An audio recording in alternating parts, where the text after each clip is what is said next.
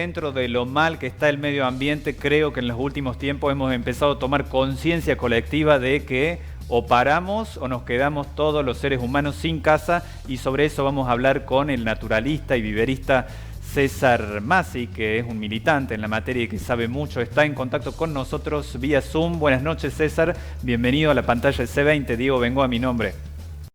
Hola, ¿cómo estás, Diego? ¿Todo bien?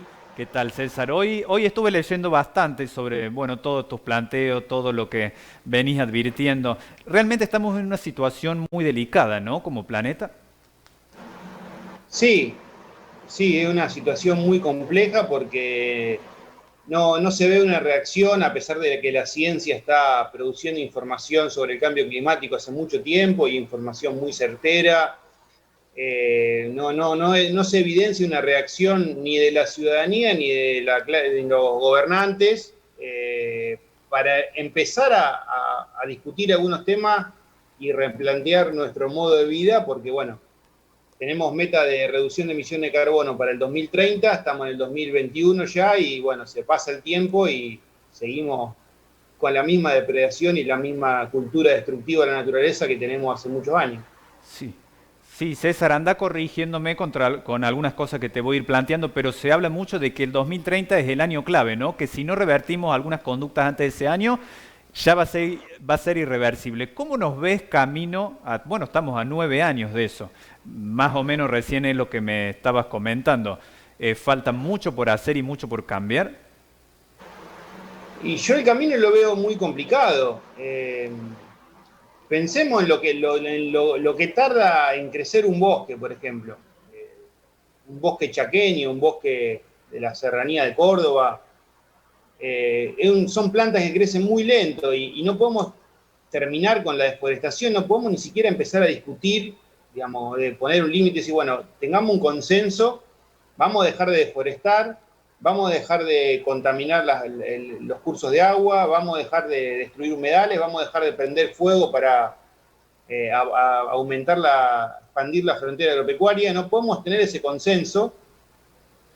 Y si empezáramos a plantar árboles hoy, o empezáramos a tener otra cultura de no desmontar y esperar a que los bosques se regeneren, a esperar que los humedales vuelvan a cumplir funciones ecosistémicas como corresponde. Tenemos 9 años de acá al 2030, digamos, es un plazo muy cortito. Una planta que un quebracho de 9 años no llega a los 4 metros de alto. Claro. Entonces es como un reloj que va.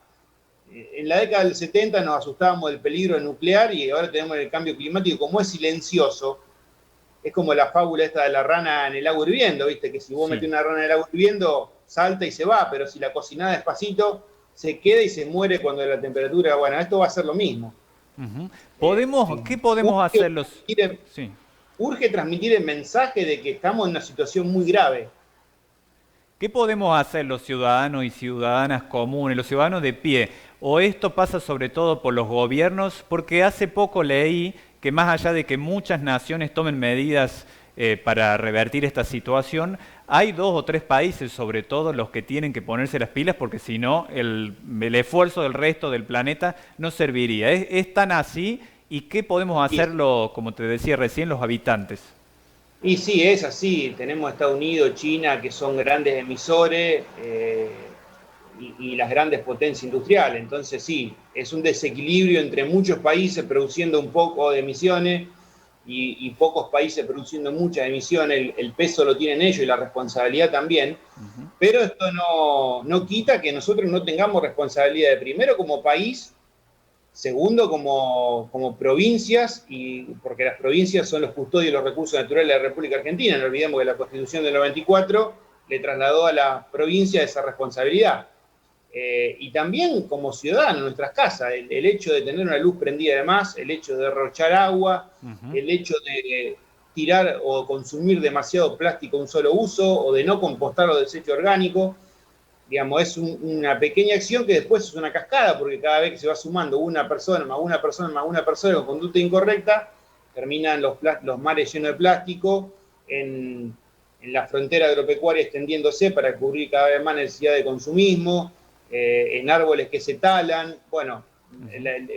empieza por casa, pero como vos decís, la responsabilidad de las potencias centrales muy grande en este tema de cambio climático, y al margen de eso no se evidencia un cambio de conducta en Argentina, donde seguimos desmontando el bosque chaqueño a dos manos, donde, bueno, este año con la crisis de los humedales prendimos fuego todo el Valle de Inundación del Paraná y 17 provincias del país llenas de incendios. Sí. Entonces la verdad es que no estamos dando las mejores respuestas teniendo en cuenta que nos están alertando de todos lados posibles. Bueno, paremos este modo porque la humanidad se queda sin casa, es sencillo. Es un tema, el otro día leí en Twitter algo muy gráfico, que una persona, un militante de las causas ambientales, un divulgador, decía, es la historia más importante de la humanidad y ocurre en silencio. Sí.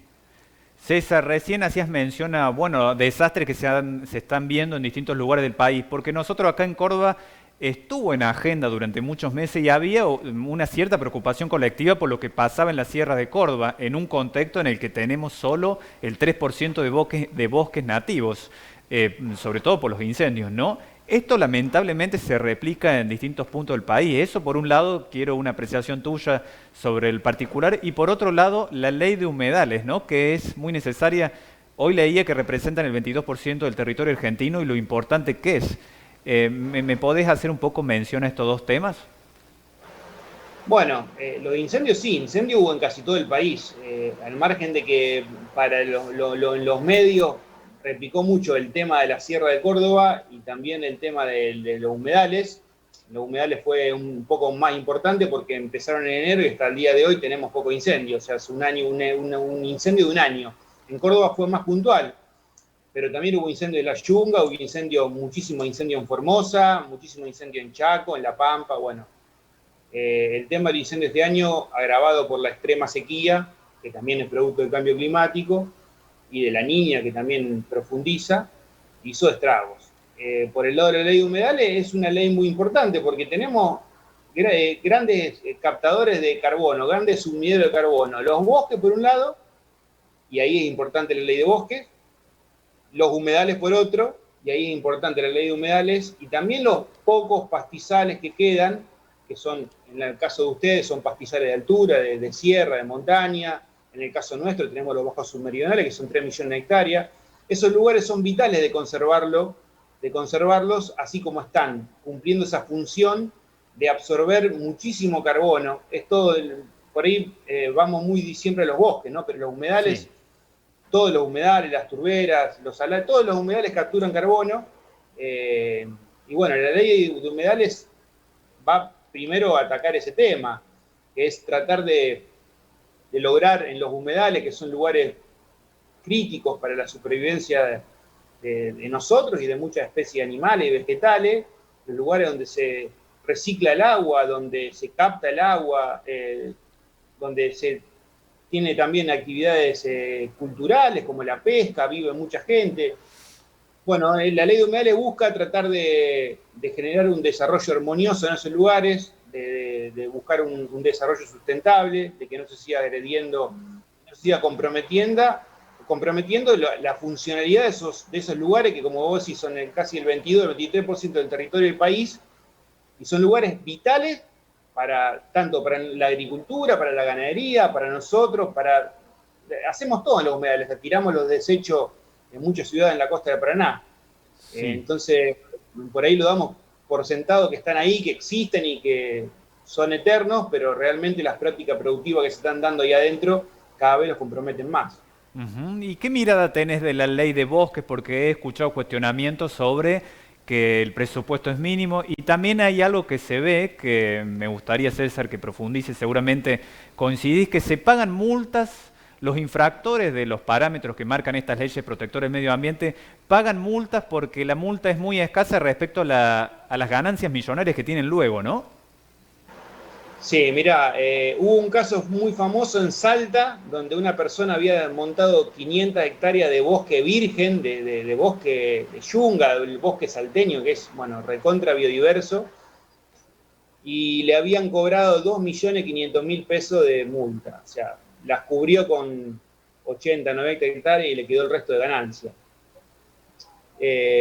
Acá hasta el principio de año, cuando empezaron a sucederse los incendios en los humedales, las multas eran de 300.000 pesos, que Claro. son de vaca. Entonces realmente son inversiones más que multa, no comprometen ningún desarrollo en esos lugares, no cumple la función de reparar daño.